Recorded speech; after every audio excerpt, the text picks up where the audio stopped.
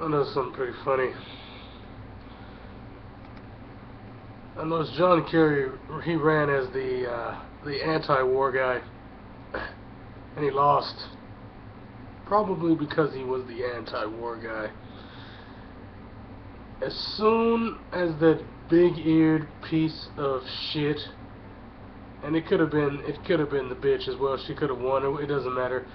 As soon as that asshole got elected, the anti-war movement pretty much died. It just fucking died. Because it was never about the war, it was about being anti-Republican.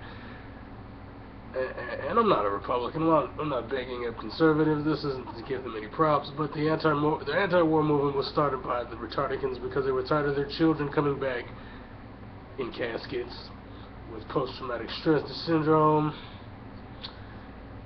blown off legs, not being able to get jobs. And I'm going to tell you that as soon as this fake war is over and they need new recruits, all of these guys that are coming back and ending their terms that are going to be out of work are going to be the new drug epidemic like the one in the 90s after the Gulf War. That's what's going to happen. It's coming. Yeah, and you already know this isn't deep insight. This is like a cycle of what happens over and over and over again. It happens so much, and no one does anything. And the Republicans, they got tired of it, and that's how this anti-war movement, Tea Party crap started in the first place back in 2006. Nobody wants to acknowledge that, though. They try to make it out to where it popped up after Change Boy got in office, but it isn't about Change Boy. It's about getting anybody in office who's a Democrat so that hopefully things will go back to how they were under Bill Clinton, which really wasn't that great.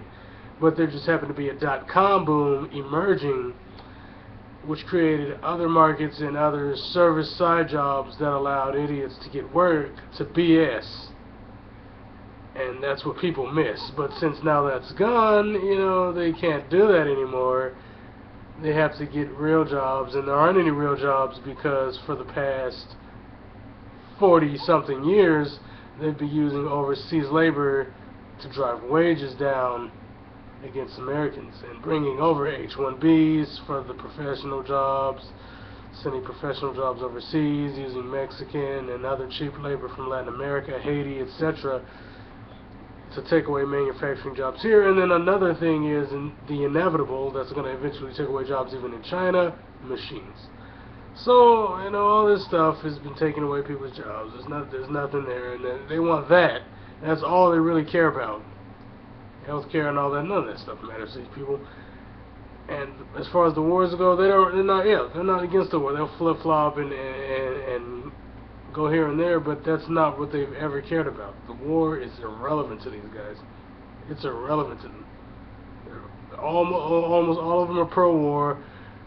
They support the fake war on drugs. They support the fake war on terrorism. They don't care. So all you Arabs out there getting bombed and raped by Americans, I'm telling you something. It's not about you. They don't care about your rights being violated.